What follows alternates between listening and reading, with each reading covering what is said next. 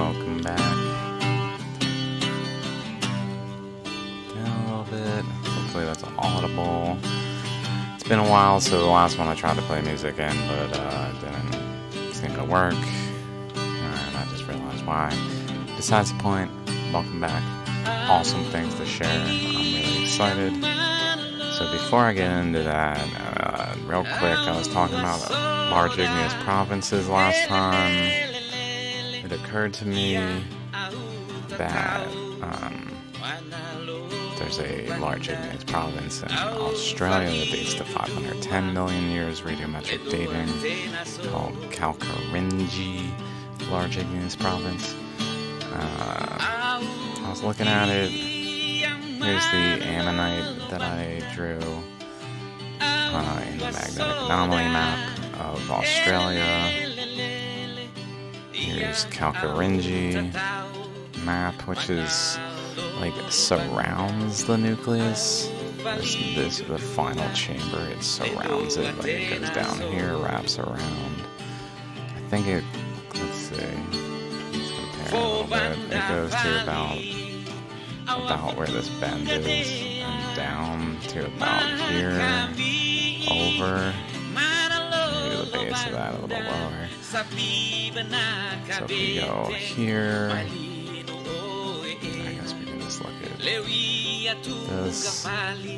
There's that thing. So it's pretty much to around there, starting at around this thing where the lower jaw like begins or ends. Outwardly begins, inwardly ends. So it's in this region. I thought that was interesting. I just posted, let me show this other one. Then there's this other one from 825 million, which happens to contain the final chamber region. I thought that was interesting. The reason I posted this was because I've been just looking all around at things, and we're going to go through the different subjects in this video. This one I'm just quickly touching on. I've mentioned this in the past, but it like kind of clicked a little bit more this time. Where Uluru, this monolith, singular structure in the center of Australia, according to Anangu, the Central Australian landscape is believed to have been created at the beginning of time by ancestral beings. At the beginning of time to have been created. That I found really interesting. It's almost like the ammonite formed below Australia and like took what was a layer and turned it into an ammonite, so it lifted it. And the final nucleus lifted Uluru at the beginning of time, which is why I found the 510 connection pretty relevant seeming. Because essentially, especially if you think about it like a spiral out, but as it approaches the end of the spiral, it gets bigger. Like an ammonite structure, it gets bigger the further out the spiral goes. So maybe over here, that's part of why the ammonite doesn't actually continue over into the region over here. Like it has a boundary. That really is more so where maybe this boundary even, like right there. Let's see. That goes to like where this goes down. So if we go over here, where it goes down a little further, not far from the border.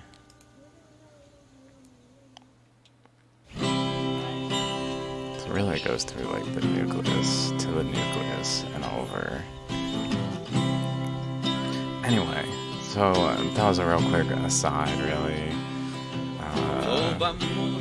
So I started looking at Nick Zechner's videos on the Eocene and Western Pacific, particularly around Washington area. And I've just been kind of thinking about large igneous provinces some more. So this video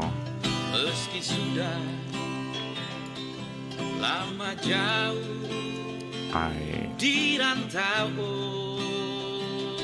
had some realizations today. I was looking over here, so initially I was like, okay, this boundary is like right there. Those kinds of things. Looking over here, I made, I'm trying to relate how the mid-Pacific Mountains here is, I've related to like underneath North America, specifically along the magnetic anomaly here, like it formed here. So I was trying to relate maybe the northern Pacific, like up here specifically, where this weird structure is called Hesperaz, and then like a wave, this ripple, this big old wave that goes up, down. I was looking around, I think I posted it, so I don't know where. Here it is. It occurred to me there's this little blip in it, in Hesperaz. If we look at Hesperaz, there's this rounded segment right here. I was like, that's odd. Like it's got little rounded segments throughout, like maybe, but this one's pretty big. And it's even like where this goes to, this rounded segment. And in terms of undercurrents, I'm thinking about currents flowing across, like from the mantle puncture hole here, going this way underneath the crust, basically along a boundary that it forms, and then going across here, where it then runs into a current going up this way, so it starts to vibrate and goes like underneath it, then up through it and over it and back down, like actually over it. I think it's actually up here and right there, inducing these mounts. I'm like, maybe there's a connection, so I made this image. Specifically though, that circle, I tried to hinge it, this indentation. I thought, what if it's related to this right here, the center of the Colorado Plateau ammonite shape, which is also an ammonite shape. Talked about in other places. A lot of what I'm saying is kind of assuming that you have listened to other episodes of this. Sorry if this makes no sense, but like maybe it kind of hinged around it. Like this is the chakra of an ammonite structure. Maybe it's kind of had like a pillar structure, so that when a mound was forming against that region under the surface of North America in that region, it caused this indentation right here.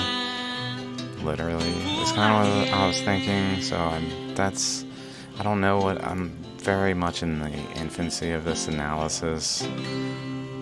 I was also trying to look like this Mariana Trench looking shape kind of takes similar shapes to the current that comes from up here. And then it also interestingly has the bend. I don't have it in this, but the bend this is the Hawaiian Emperor seamount chain coming down here. The bend is actually right around this corner, and then it goes that way. It's kind of odd, like that it would physically a bud looking. It looks like it generally goes up to the Sierra Nevadas in California. It even has this body here, like a physical body. Like this is so crazy. I know it sounds ridiculous, but at the same time, like it's got legs, an arm, maybe a head even. But let's say it doesn't have a head, like it only has like a neck here and an arm out that way, legs, so it's like headless. It's like a headless man. But if we look over here, we have a huge head, which, interestingly, if we go back to this, maybe I should open Photoshop, but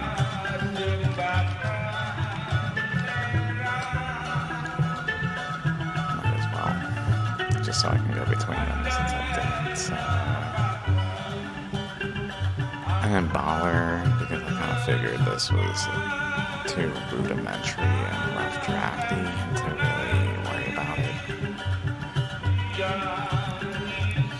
But essentially, the head begins around the body, the neck of this body. So that's kind of interesting. And then also, his arm goes down to this, like, ridge, or I don't know what these are called, these features that extend outward. There's many of them, like one here, one here, one here, one here, one here.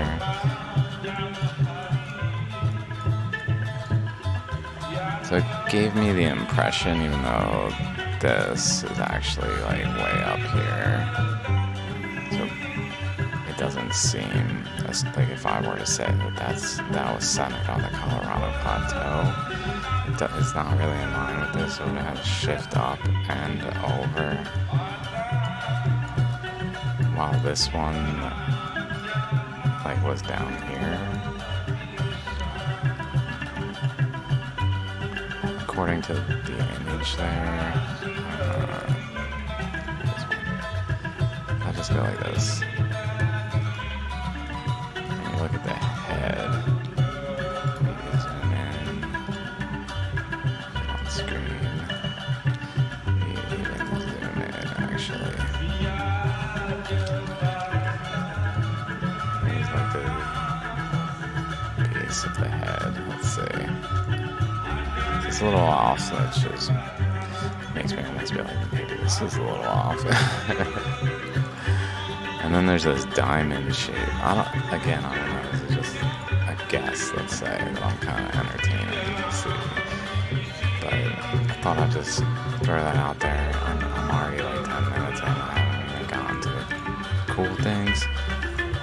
So I've been watching Nick Zentner talk about Silesia with guests, and apparently it rotated and is an oceanic plateau. I don't know exactly the boundaries around this region. That also another piece of it is over here somewhere, like up around here, called the Yakutat.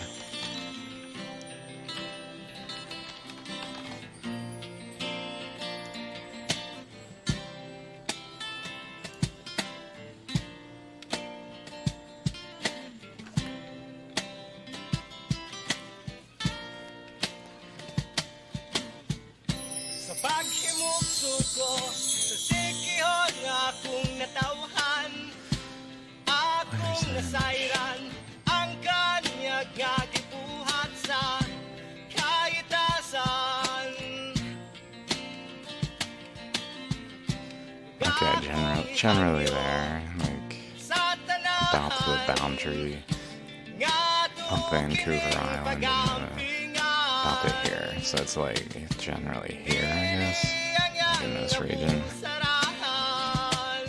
Accreted on, rotated, and then I was thinking, well, based on this, what can I look into?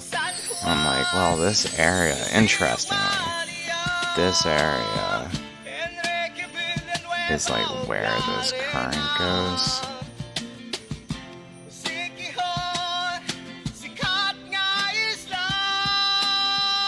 Almost like something shoved it in there, involving a cross current going this way, which gives a little credence to this, but it definitely needs thoroughly investigated.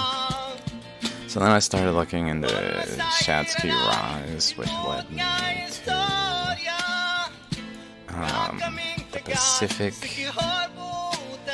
Higanaki plates, something let's just find it. There was a gap in magmatism at the Pacific Izanagi Ridge from 56 to 46 million years, which is over here. So there's, I guess, Japan. Is that Japan? Let's look at the map. Yeah, that's Japan.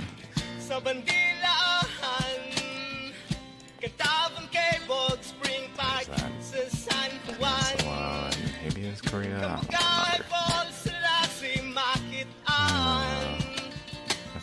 Let's look. Pardon.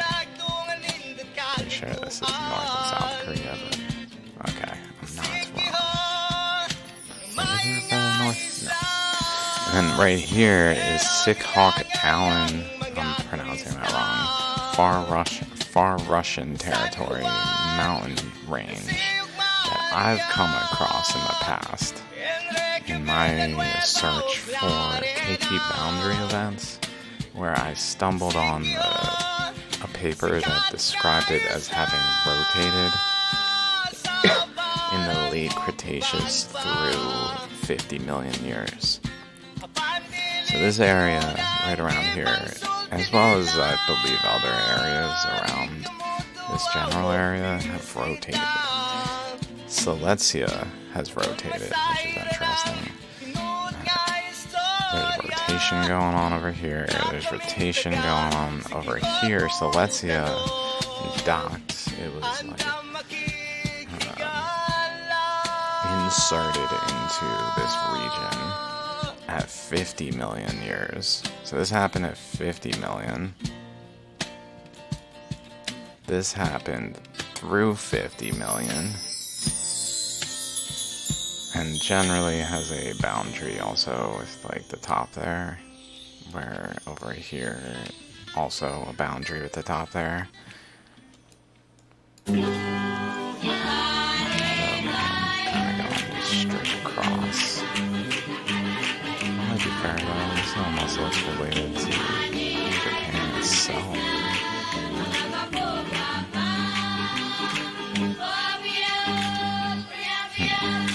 Okay, let's keep going. But so, then I found, the Sikhawk relationships, specifically recent studies about that Pacific Izanagi spreading ridge. Our synthesis reveals that a near synchronous 56 to 46 MA magmatic gap occurred across 1,500 kilometers of the Eurasian continental margin between Japan and Sikhawk Allen, Russian Far East. Pretty sure. Notice they did have a solid representation of that here, this figure. So these are all their measurements, and they found that none of them fit in that range. Where essentially there was a gap in magnetism in this region, and the question is why. I don't yet have a conclusion on this. I just kind of posted it and just talking about it and sharing it. Because then I started looking into this field, and basically I was looking around.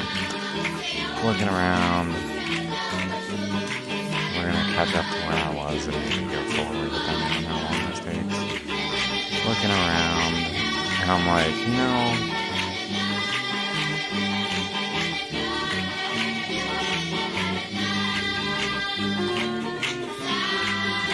what exactly what are the currents here? What exactly is happening? There's a current coming through Antarctica this way into the eastern Australia, underneath it, etching below it here.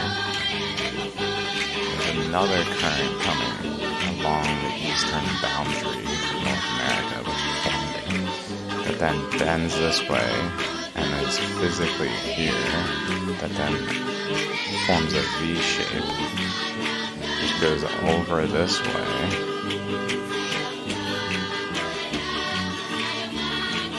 and interacts with that current. So I'm like, well, where's the boundary? Like, does it just go into the ammonite shape, and there's another current over here holding it, and like this current just goes in, and then maybe it goes out over this way? Like, that doesn't really make sense to me. Just thinking about it, what could it be doing? I know this, like, this opens over here. So in the past, I've done this animation.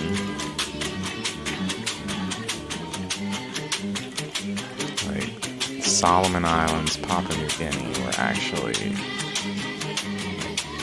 folded inward, so they were conjoined to Australia. This image, though, does not have some of those realizations I had today incorporated, so it does have some nuance missing, but that's okay.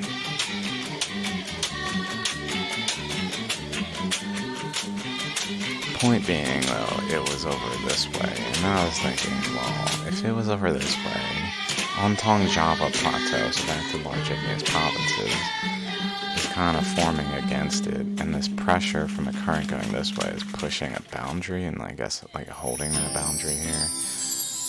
And maybe I was thinking then going generally this way, like deflecting around. Like we know over here a current went down this way and wrapped around and like did a eddy here. And it also divided around what would then become the Azores Plateau and went into the Mediterranean, as well as a current came off of Africa and held this boundary up here, creating this little like triangular structure with these indentations of the like bending current paths that compressed land between them and formed islands. And I was like, is there anything like that going on over here? I don't know. I don't really see it. So I just kept looking around. I'm trying to remember all the details because there's some... Okay, I'm just like, getting in my head. What am I gonna keep talking about? Okay. Like, we can see features that would maybe suggest it went up this way, like just based on this, like it looks like it kept going. And maybe turn though, like it's hard to say, like maybe it turned around here or like and around this structure, forming this structure, but which is here in this region. So like an undercurrent going this way that goes up this way and bends and then goes around this way and down, as well as bending sooner, like rejoining over here and going down across this way, while this other current comes across. And interestingly, the tip of the Solomon Islands, like the beak of the bird, this bird head, the beak, the tip of that beak, before it like transitions into this like swirling eddy region of Fiji Atoll. The beak, if we follow this line back, it actually really looks like right here, goes down over this way, over here, through here, And generally, like, it kind of looks like it might go up that way. But across here, across this way, and there's the beak. Like, it looks like maybe I was thinking maybe part of this up here, like above it, is going westward, while below it is actually current from over here bending and going up this way. Which, if we look over here, I feel like I saw like a bend.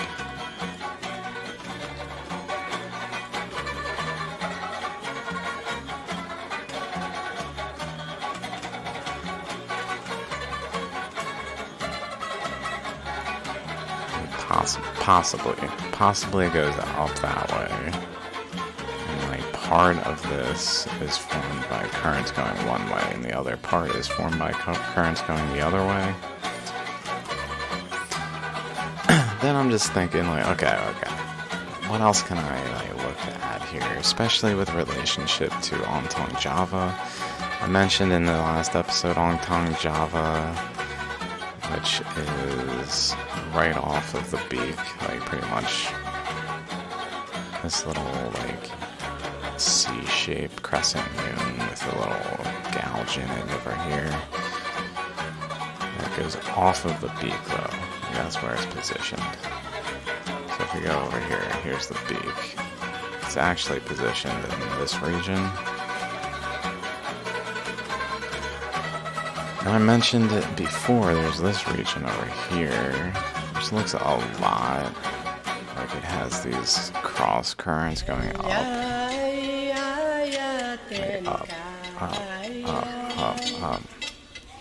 It looks a lot like this. Like right here. The way there's this cross current. So I was thinking in the past that it physically was like part of this. It didn't occur to me when I was thinking that though, that this chunk is positioned, presumably therefore, like over here where Ontong Java formed. So I was thinking maybe like a piece of the newly forming ocean bed broke away and got swept in the current over there and relodged against resistance of other currents flowing like in relationship to the Mariana Trench. I was thinking possibly like down this way and just being pushed by currents this way to bend and to kind of go down through here as part of why Australia is positioned as it is now, like this finger that reaches down and has like an electrical connection, like a spark between Papua New Guinea, Australia, and basically Eurasia through Japan.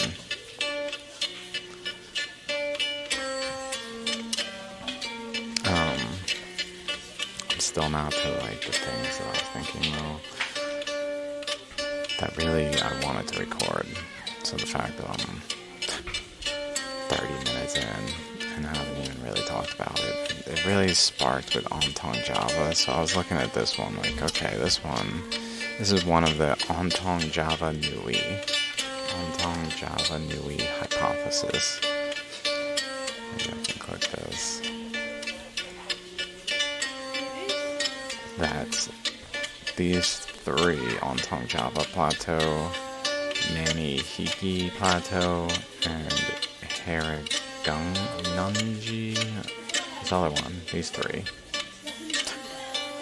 that these three oceanic plateaus were once conjoined as a single system is the Ontong Java Nui hypothesis, which I think it wouldn't be a hypothesis if there wasn't like basis.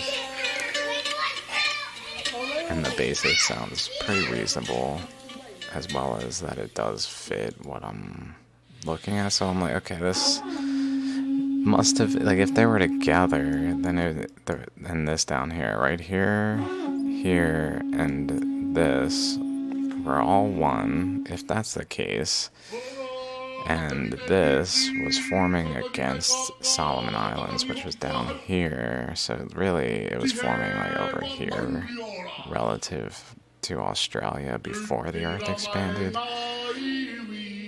Before they broke apart, it was much closer to Australia, basically. Then I was kind of thinking about it. It's almost like pinching this all back together, like this whole region. So I started looking into things, particularly this area. And that's when I started to find some interesting stuff. But before I get to that, I noticed, well, this thing has this structure coming off of it this way that goes to one of those like cross things going out across the ocean bed, and a base that's generally looks like it's in line with this one. So I went over, I can't really see like the continuation of them here, but I figured I could see them here. So I came over here and I was like, okay, where is that?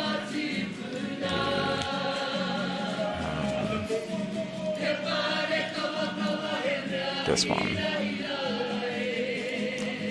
which was the Manihiki Plateau. I believe I'm saying Manihiki Plateau.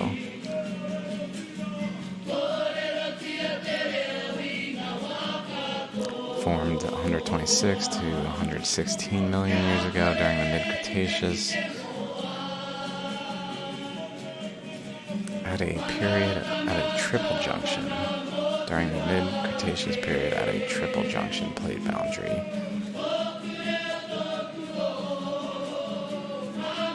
Reminiscent of the Azores Plateau where like currents are bending off one another.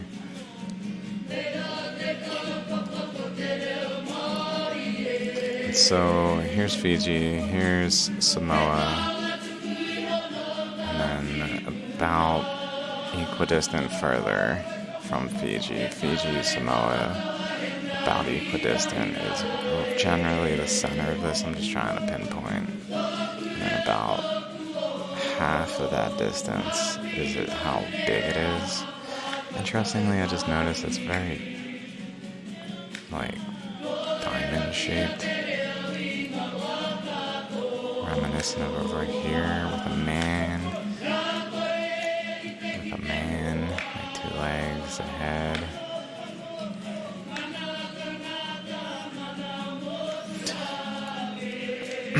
But so here's Fiji, here's Samoa. So equidistant is probably around here. Interestingly, like right up to probably, it's looking like it's probably around here. Maybe a boundary up there.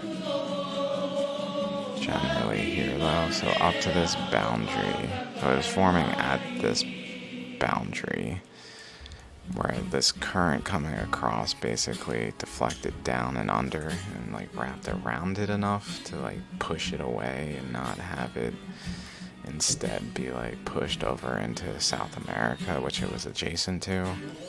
So if we go over here though, let's just follow this line right here. And this is why I mean like the other map doesn't really show this, but we can see it in the magnetic anomaly map. Like it skips down here and goes over, and where does it go to? This is when I got my curiosity really started to peak. It goes over to just south of the secondary mantle puncture hole here. And then I guess it's about this tall because it was around as big as this one, which goes over and maybe also goes down in a similar way. It's very hard to see this one. Possibly goes up and below over there. Generally though, going to like the region here between the boundary where like a current goes through here, but kind of goes around this and then down, and like this holds a general boundary that is particularly like right there. is that boundary that it holds where current is flowing that way. Between there and over here is this oceanic plateau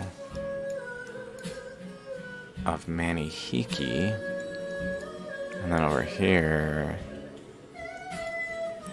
this Ontong Java. So this is when Papua New Guinea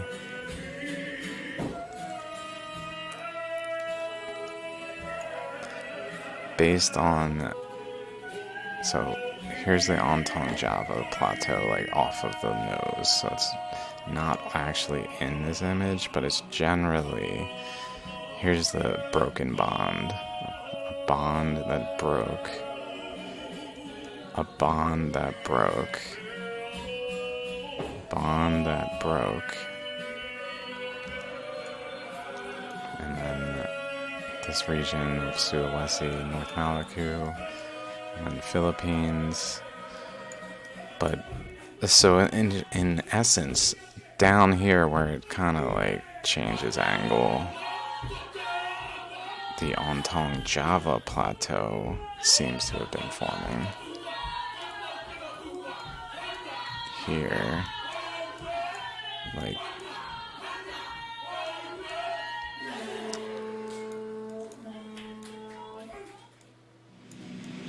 interesting. This one we can kind of follow it right there, cross over, there's an island right there. What's that called? Kiribati banana. Like a cross current that then swirled and produced like a positive eddy.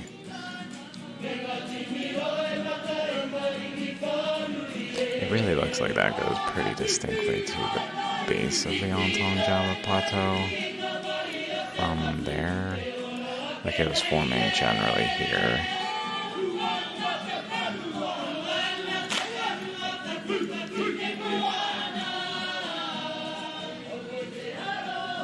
Let's see if I can find that picture real quick.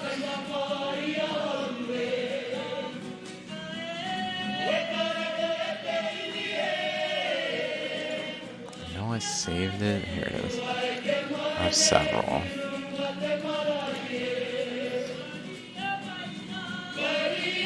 Basically,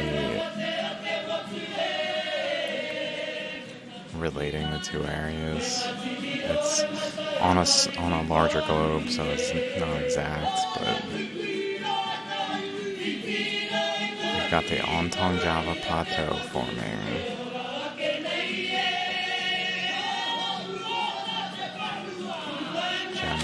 Here, and then space opening, and over here, mind you, this did not exist yet, which is pretty important.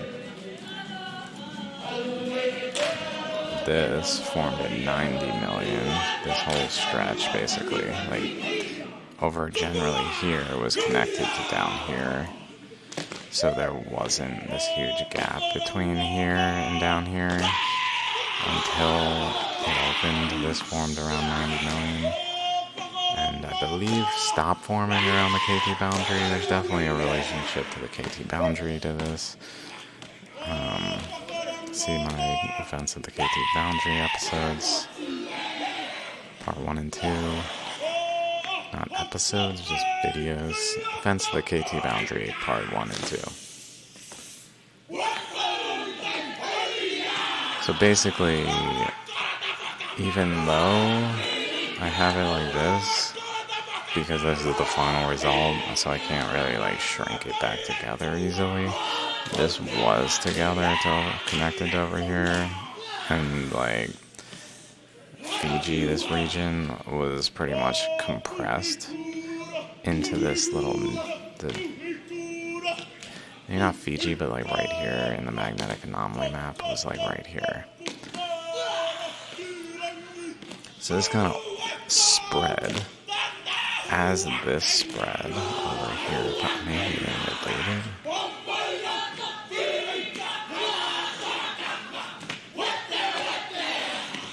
before it spread, Ontong Java was forming here. Adjacent to it was Manihiki. And adjacent to that was this. So I'm like... So I started looking at this shape. And I'm like, what exactly is going on over here? Like, Zealandia. This is Zealandia, so let's see.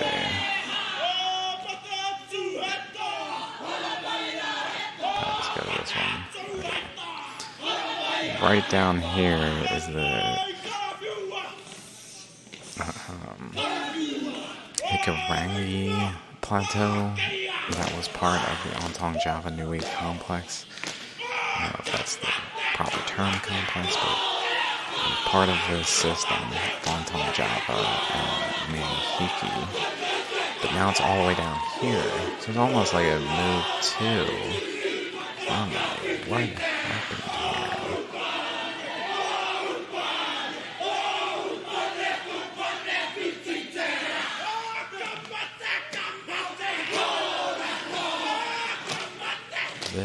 Let's say hypothetically this region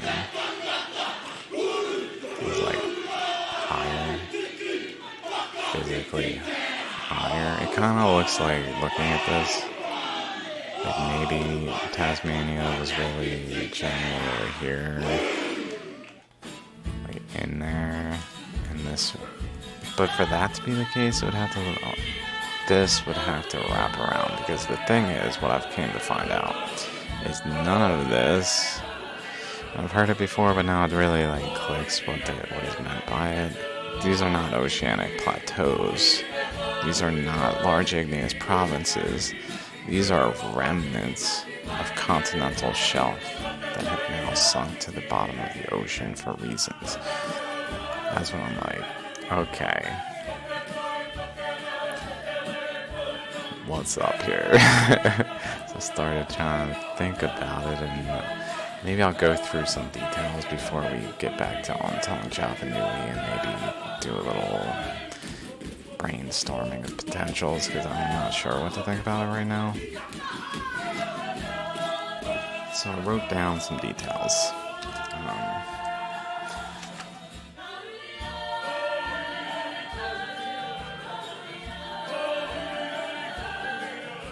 Manihiki Plateau connects back to South America with the secondary mantle puncture hole of this. Connects back to there. Also, along the way, I should probably mention this. Along the way, from, I believe it was over here. Was it? Oh yeah, no, here. From over here, along this path, it goes down and over to here. If we go back here, over to here, down and follow it, there's this huge bond breaking. I talked about this in other places. Bond breaking here, even maybe. I'm not sure where. I'm pretty sure there's other ones. I don't really consider this quite the same. But like physical bond breaking, chemical bond between fractal systems of like essentially atoms that bonded together and then broke apart and spread apart, but left behind signatures of the bond here and here especially, but also like down this way to here, as well as down here to this one, this huge one. So it seems that this one, I wonder if this even has some resemblance. It's doing things of this nature. Like, how long is this? Let's say that is 327 miles. But like if I go over here, how long is like head to toe maybe? Or maybe I'm cheating to make it that long just because it looks like that might actually fit.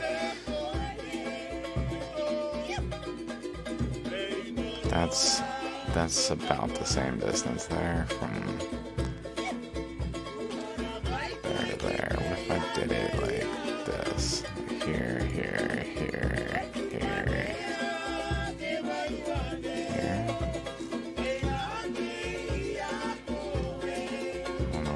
like that, but it's certainly of the same magnitude, which is interesting at least, as this. Oh, what about if it's like, instead of it's being related to that one, it's actually related to here? Like, are there legs right there, and a body, and a head? Okay, let's measure that. Right there to the base of what would, okay, that's 345, so that's not too short.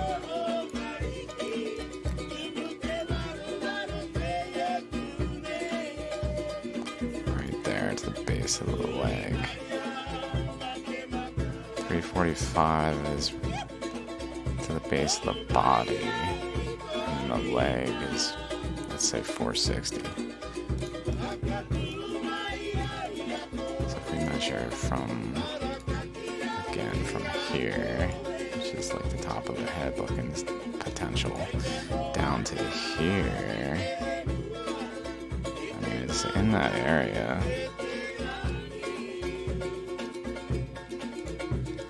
It's in that area.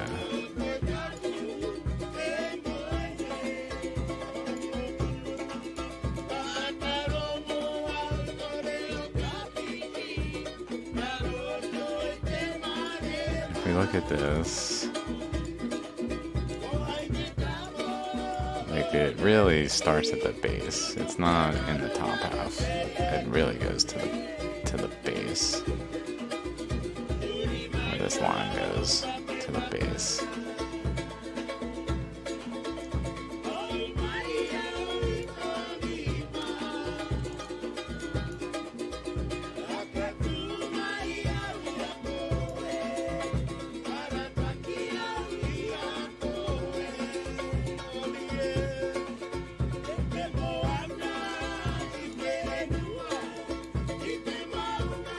I would say that's closely related.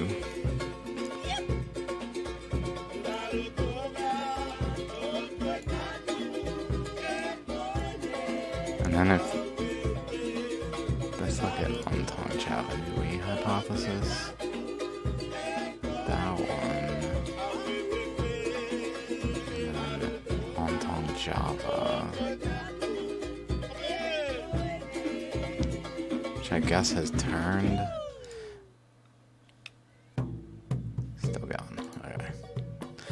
To do that, but cool.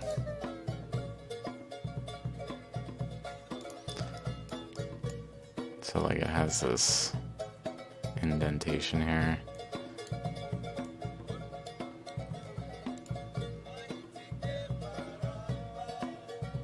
Which maybe was up there. It doesn't really look like the same shape anymore. And then between them, they put the other one.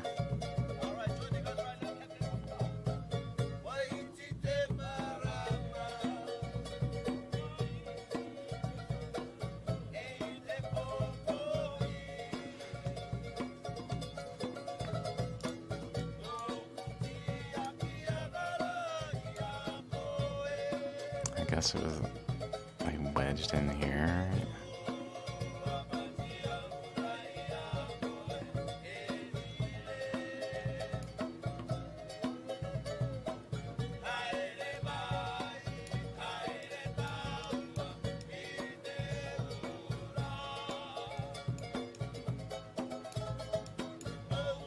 And the other one was connected there.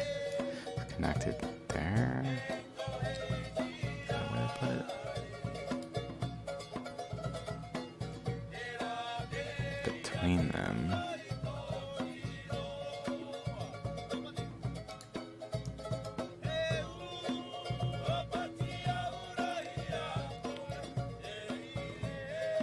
Like here?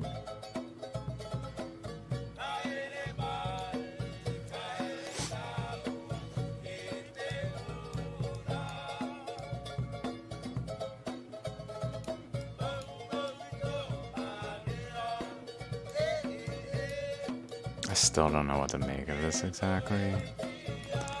Potentially its materials got moved. I don't think that makes as much sense. like it formed with. I don't think it formed with them, and then like components of it got swept into a corner to a point where it reformed over here. Like it would probably. It's more likely that it physically was conjoined, like right there, and this was like up here, relatively speaking, and connected to there, which was then over there, connected to there. It's just, I guess this could have been underneath Australia. Does that make sense? I don't think that makes sense either, though. I was trying to place it, like, because essentially there's the potential to like cut off these extensions and consider them part of the expansion process and ignore them. Then it kind of is significantly easier to analyze, but I'm not sure if that's true. So I tried to look into it, so let's go through what I actually found finally.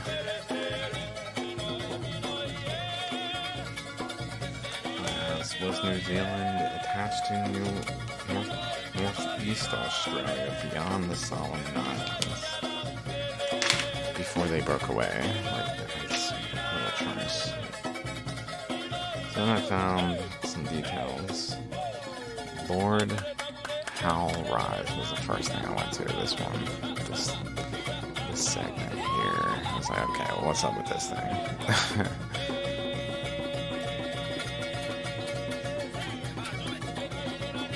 Lord Howe Rise, which I tried to find some papers on it, and this is what I wrote down. Let's see. It is a continental fragment.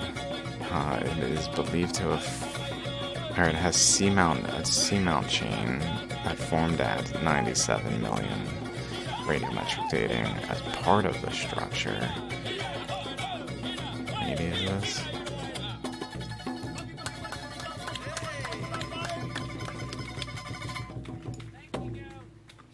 Maybe here, I'm not sure where it's referring to. Maybe elsewhere even. It is a continental fragment. Its crustal thickness generally decreases westward, like towards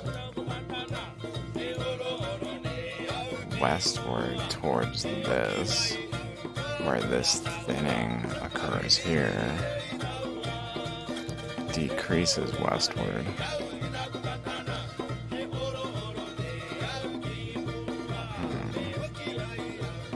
Suggestive of a relationship to this current.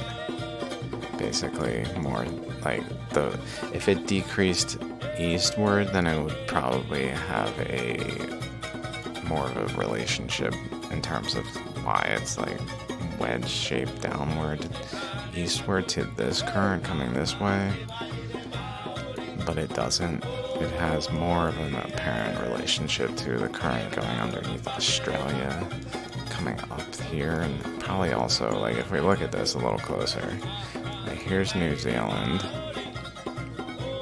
Right here is the beginning of New Zealand, and then there's this, like, separator spot that then if we follow it back, it bends abruptly and goes over this way.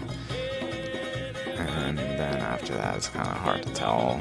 But I kind of figured it was generally like going across here to a widest point in relationship to New Zealand that's around here. So like flow came out this way and went across and just spaced, like it created new upwelled, and then that was a weak point, so upwelled between there, and then upwelled between there, and upwelled between there, as the earth was expanding, creating these layers, but still following like a trend line of path that bends here, but still.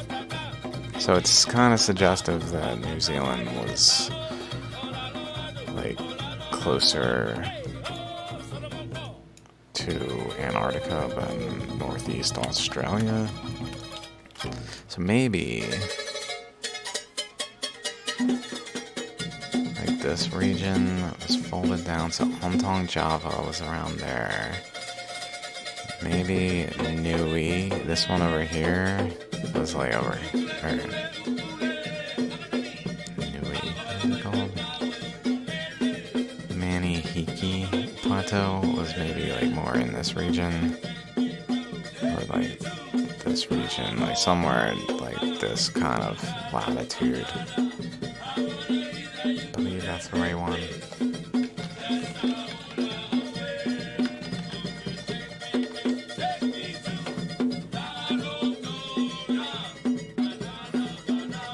Longitude.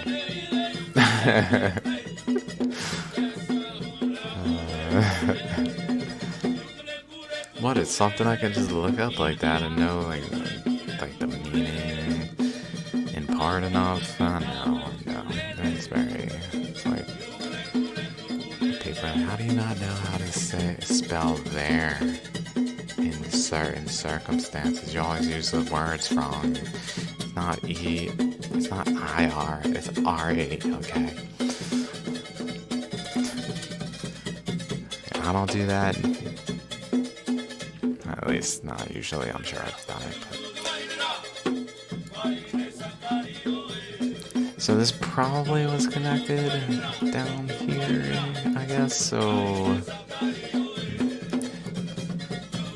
There's other things, like this looks like a wedge, so if you imagine a current is flowing in this way, under the crust, and it starts to upwell. Like right around the boundary here. Starts to upwell.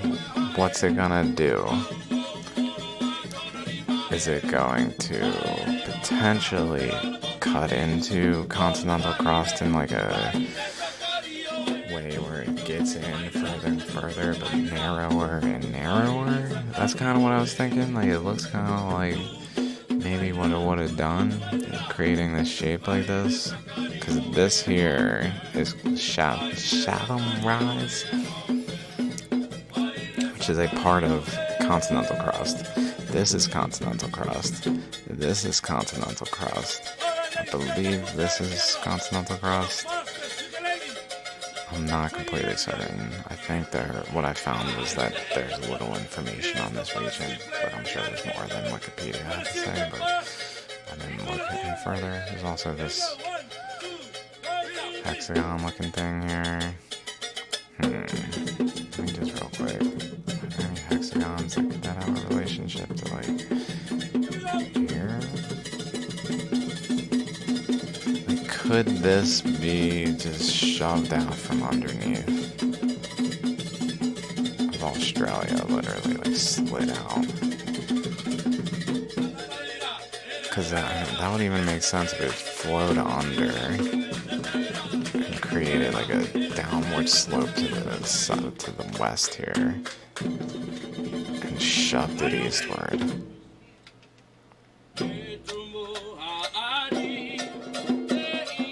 I'm just not sure if it's old enough. Like, I would imagine it would be really ancient. I was not finding much Precambrian numbers, but certainly some to suggest it was pre-existing continental crust before the Earth expanded, but not like unequivocally. So let's keep going.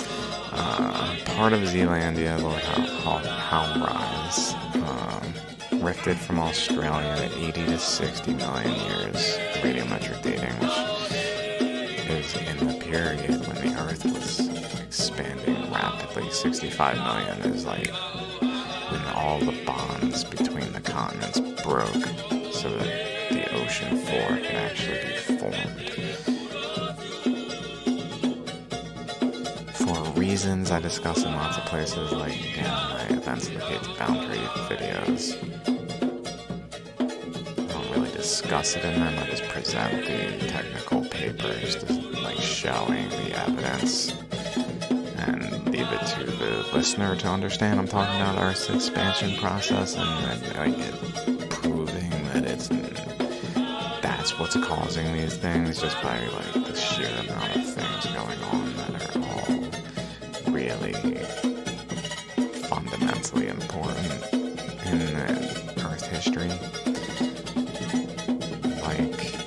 the mean age of the oceanic crust is 66 million years, for instance. Okay, Zealandia crust, many papers though, like many. Zealandia crustal thinning from 112 to 82 million years. Samples indicate progressive thinning of the crust. All this was thinned. It was, I mean, it really seems like it was like physically part of, like outwardly so, not underneath it, and didn't like slide out.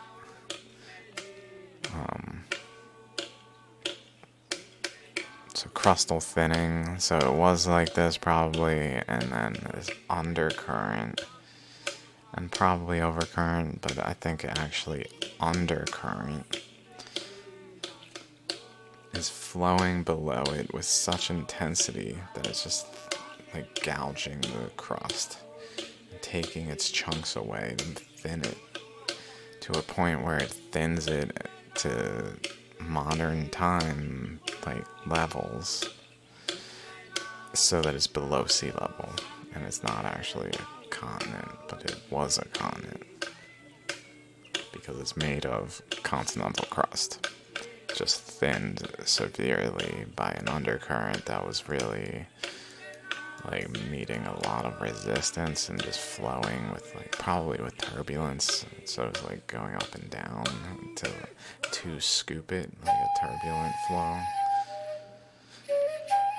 Makes me think of the scoops in megaliths. I don't know. I don't think it's necessarily related to that at all, and how they did it with some kind of turbulent creation, but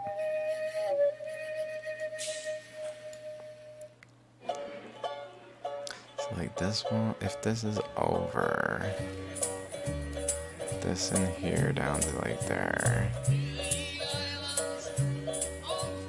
Maybe let's look at this. Tasmania, like it's got a line going across that way.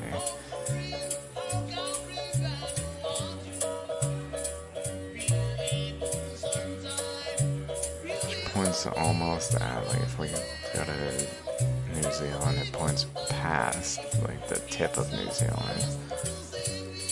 Really, it points like up there. So like there. I guess this is it right there, maybe.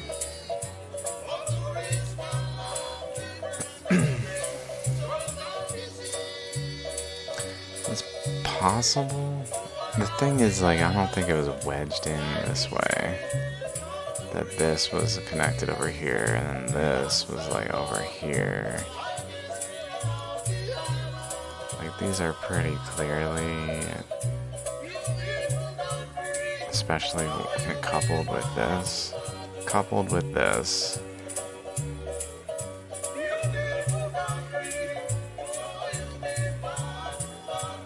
Like, it looks pretty distinctly like they just separated between Australia and Antarctica.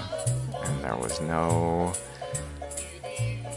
presence of this, like, in between whatsoever.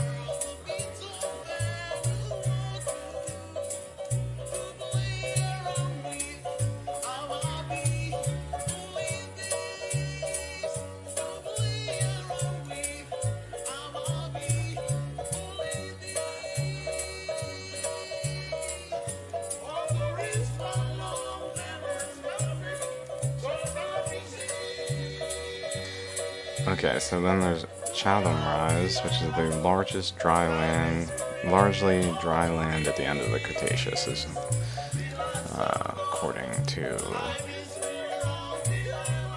apparent evidence. I don't know what to make of that exactly, with the flood circumstances, but certainly the flood was not the entirety of the 471.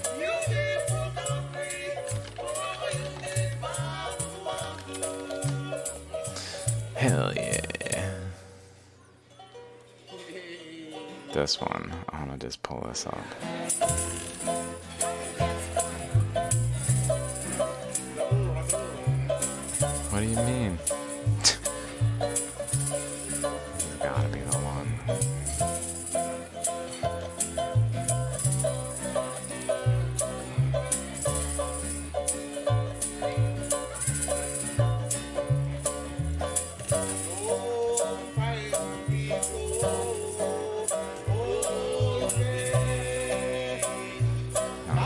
this is the website, the channel.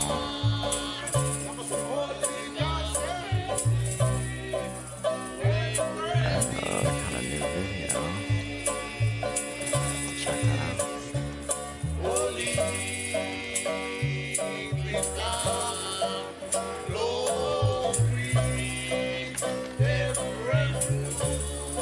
Here it is, Splatter Rock.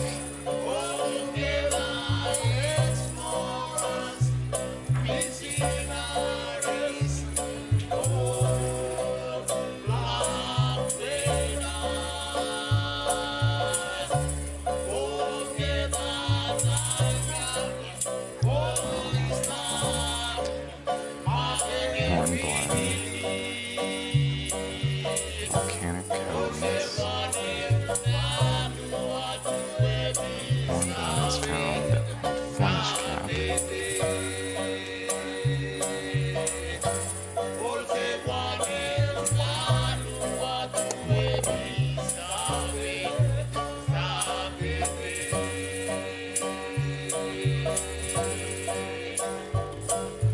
They're just big.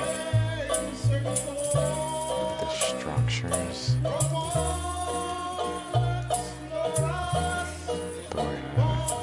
Here it is. It really looks like toothpaste.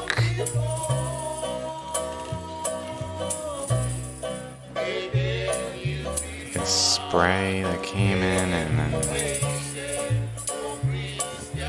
radiated outward.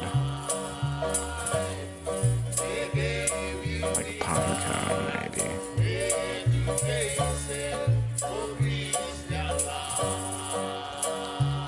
Splatter Rock. Come across this before. This is on Chatham Rise on the islands there. And then there's Challenger Plateau over here next to Lord Howe Rise, like the final portion of it. Covered by sedimentary rocks of Upper Cretaceous to present, so like 145 million years to present. So suggestive that it was pre-existing then. So it's at least 145 million years old, but the other one's kind of, in fact, they're calling it continental shelf, basically. Just kind of suggests it's Precambrian at its core, in essence.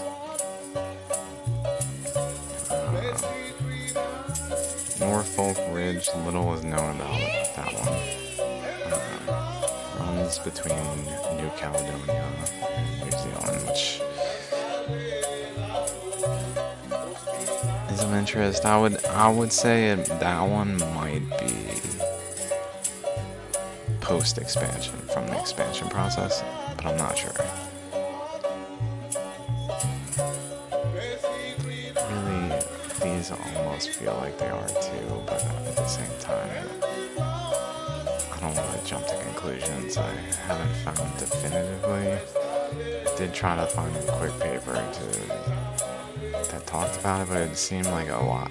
They're drilling and then they're getting their results, but they can only see what they can see in the ocean, so it's a little harder to do like geological, like what is the core of this, how long has this existed kind of thing, and more so like surface related stuff, so a lot of sedimentation related dating, things of that nature that are not necessarily like when did this first exist.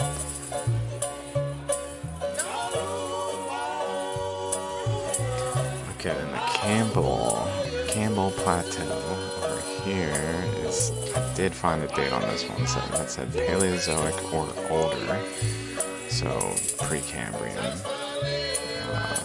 granites, but possibly, interestingly, by the way it's said Paleozoic or older, make up a large portion overlain by much younger shield volcanoes. So like, I guess one there, shield volcanoes. that to me, the fact that it was like and it's triangular, Paleozoic, so maybe it's possible it formed very early on in the expansion process, but or older kind of points to maybe not. And if that's the case, if it did though, then that kind of raises the question, is any of this pre-expansion besides New Zealand? Like I would suspect New Zealand itself is Precambrian, but it may be that these other structures just formed around it as space opened between the continents, broke the continents into continents, and one of the steps was to break New Zealand away, but then it formed like bonds and structures around it that made up Zealandia and didn't like fully form a continent, but instead only partially formed it. And so then we say it's like a thin crust, very thin crust, and maybe it just never formed thick enough. I don't know. It's definitely a question, and I feel like I've thought that before, but I don't recall the specifics. Made up of unusually thin continental crust. Unusually thin, which is interesting that they would call it unusual. And a Cretaceous extension created the Bounty Trough. So sometime in the Cretaceous, it physically extended, and this trough opened up called the Bounty Trough between Campbell Plateau and Chatham Rise. Western islands of 120 to 100 million basement of granites. So some of the islands are dated to that time frame, which is during Earth's expansion, which started around 541 million years radiometric dating. Possibly that's kind of what I've been like hinging it towards. It might have been before then, but that's certainly like a good starting reference point for when it began. Then some of the islands are made up of Paleozoic schists, 189-year-old granodiorite, quaternary, which is very recent, alkaline olivine basalts. And then also there's the Stokes and Campbell magnetic anomaly system. So I was like, we got named magnetic anomalies? That's all my notes now. How's it going here? Maybe I'll just got 10 minutes of that.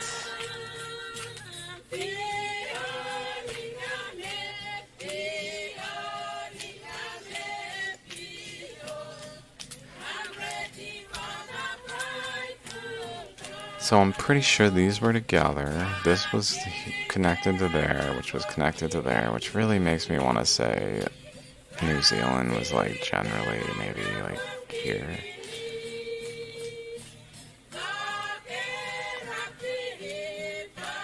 To like there. Around there. And then this portion maybe went down further to down around here.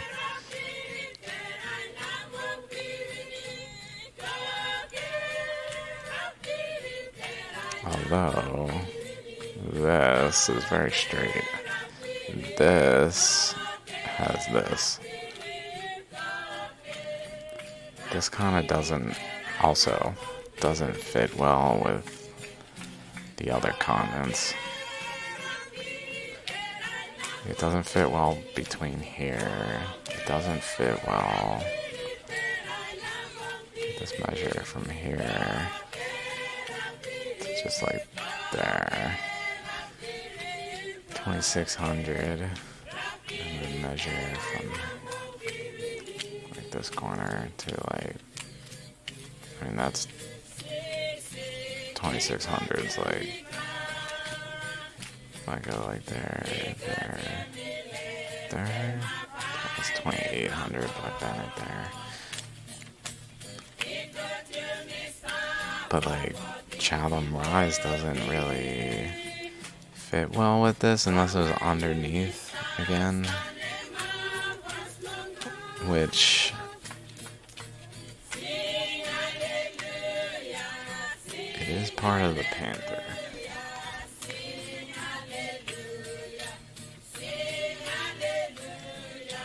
See my Panther related episodes if you don't know what I'm talking about.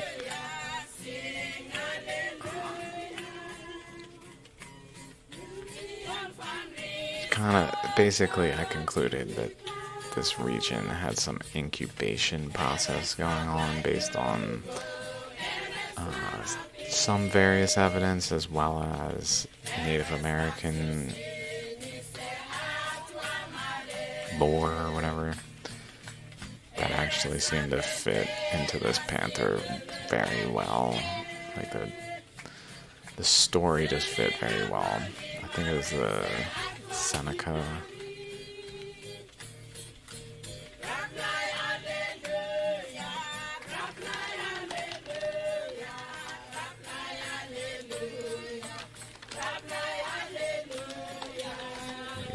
I forget where Legends. I think it was probably it was a website like this. But they had some, it fit really well to a point where I kind of feel like there's some merit to that. It was incubated under the continent. I was thinking just on South America.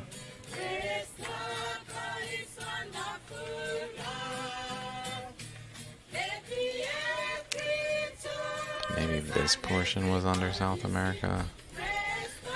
And this portion was under Australia.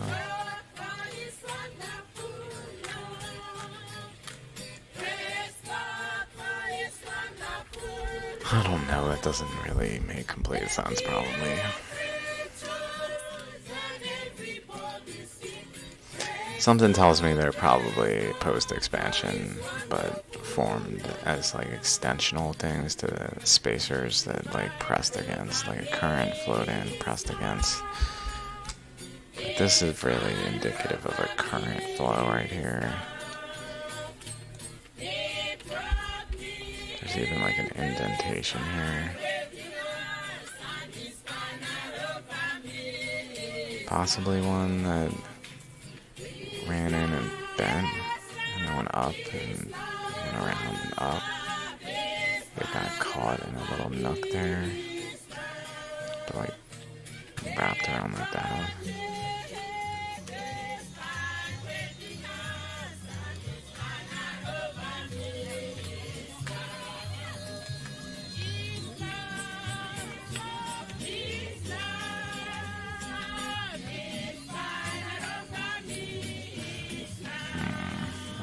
See. Okay, I just don't want it to play something else.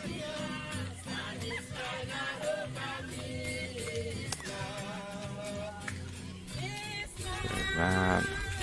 Got that. That. That reminds me, the bounty, before I forget, I totally had this thought. Bounty trough. Opened sometime in the Cretaceous, whatever it was I said.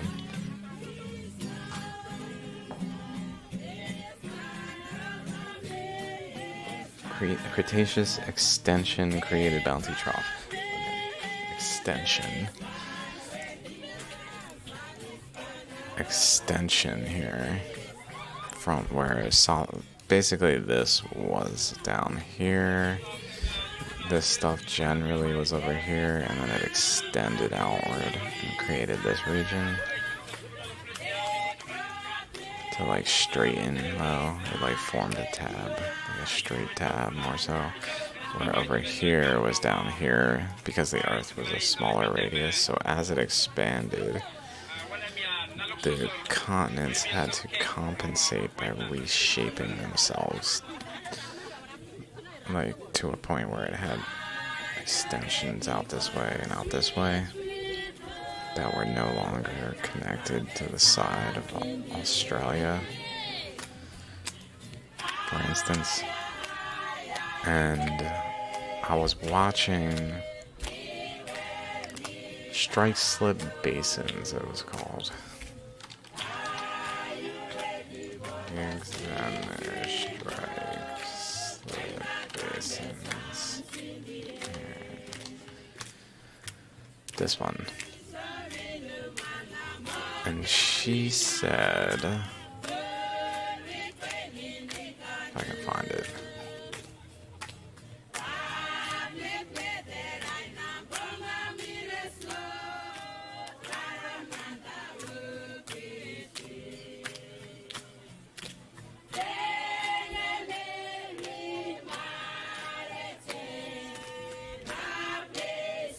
It's in the Q&A.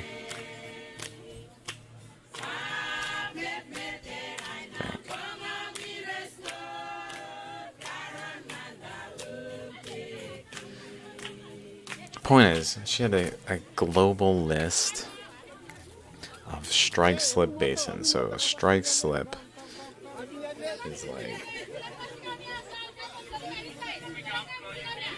like this. There are two plates, or two portions of the crust of the earth slide along one another, like horizontally. But strike slip basins, they slide, but they separate, so they like extend, so then they form as a gap, and then a basin exists between them. And she had this really long list, like it had to be hundreds, if not hundreds, at least 100 of like documented locations on the earth where this occurred. And she was saying it occurs in like every type of terrain all over the globe. They're found everywhere. And it occurred to me that they may be evidence of the earth doing those things, like this, but on smaller scales, where then they fill in on the continents with sediment and become strike slip basins,